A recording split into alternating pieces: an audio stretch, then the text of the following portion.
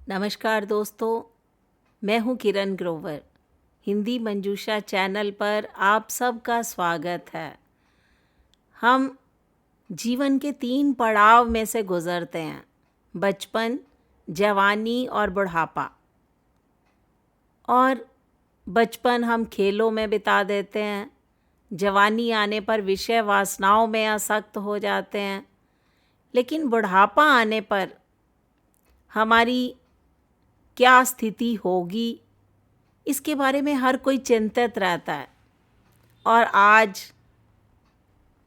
IT के दौर में जब जेनजी बच्चे पैदा हो रहे हैं, तो ऐसे में माता पिता किस प्रकार से अपने आप को सुरक्षित रख पाएं, हमारा वृद्धावस्था कैसे सुखमय बने, इसके बारे में मैं 16 नुस्खे आप सबके साथ शेयर करना चाहती हूँ। क्योंकि माता पिता बच्चों को पढ़ाते हैं, लिखाते हैं, नौकरी लायक बनाते हैं, और जब माता पिता बूढ़े हो जाते हैं तब बच्चे उनका ध्यान नहीं रखते। ये हमारे समाज की सच्चाई है। जेनजी के सामने एक प्रश्न चिन्ह है कि जिस माता पिता ने बच्चों को पढ़ाया, लिखाया, नौकरी लायक बनाया, क्या बच्चे अपने माँ बाप की देखभाल नहीं कर सकते?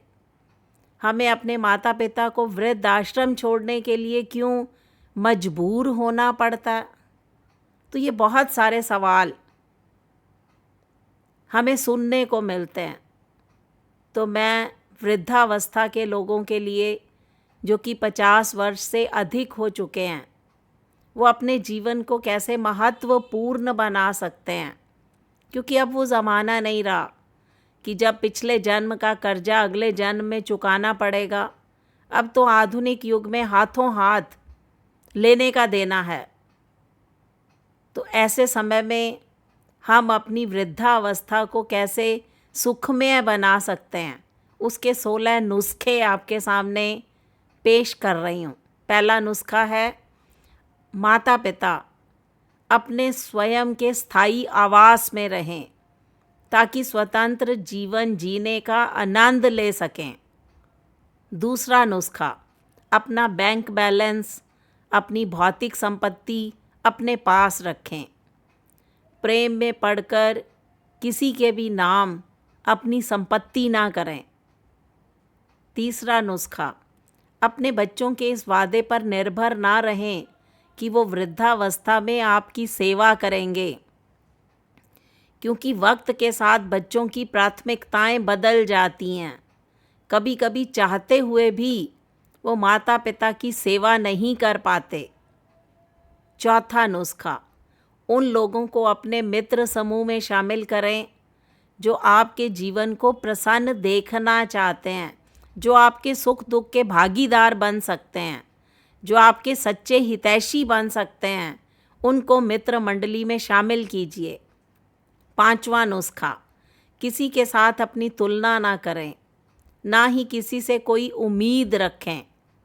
छठा नुस्खा, अपने बच्चों की ज़िंदगी में दखल अंदाजी ना करें, उन्हें अपने तरीके से ज़िंदगी जीने दें। आप अपने तरीके से अपनी ज़िंदगी जीने की कोशिश कीजिए। सातवां नुस्खा, आप अपनी वृद्धावस्था को आधार बनाकर किसी से सेवा करवाने और सम्मान पाने का प्रयास कभी ना करें। आठवां नुस्खा, लोगों की बातें सुनें, लेकिन अपने स्वतंत्र विचारों के आधार पर निर्णय लें। नवां नुस्खा, प्रार्थना करें लेकिन भीख मत मांगें, यहाँ तक भी भगवान से भी नहीं। अगर भगवान से कुछ मांगें तो सिर्फ माफ़ी मांगें और हिम्मत मांगें। 10वां नुस्खा, अपने स्वास्थ्य का स्वयं ध्यान रखें। चिकित्सीय परीक्षण के अलावा अपने आर्थिक सामर्थ्य के अनुसार अच्छा पौष्टिक भोजन कीजिए। 11वां नुस्खा, यथासंभव अपना काम अपने हाथों से कीजिए।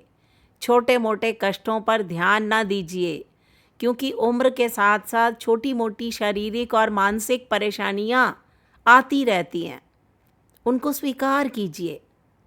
12वां नुस्खा, अपने जीवन को उल्लासपूर्वक जीने का प्रयास कीजिए। खुद प्रसन्न रहें और दूसरों को भी प्रसन्न रखें। 13वां नुस्खा, प्रतिवर्ष भ्रमण कीजिए, चाहे वो धार्मिक हो, चाहे शैक्षणिक हो, चाहे मनोरंजनात्मक हो। छोटी छोटी यात्रा पर एक या एक से ज़्यादा बार ज़रूर जाइए। इससे आपका जीवन जीने का नज़रिया बदल जाएगा। 14वां नुस्खा, किसी भी तरह के टकराव को टालें, संघर्ष ना कीजिए, तनाव रहित जीवन जीने की कोशिश कीजिए। 15वां नुस्खा, जीवन में स्थायी कुछ भी नहीं रहता, चिंताएं भी नहीं, इस बात पर विश्वास कीजिए। 16वां नुस्खा, अपने सामाजिक दायित्वों और जिम्मेदारियों को अपने रिटायरमेंट तक पूरा कर लीजिए।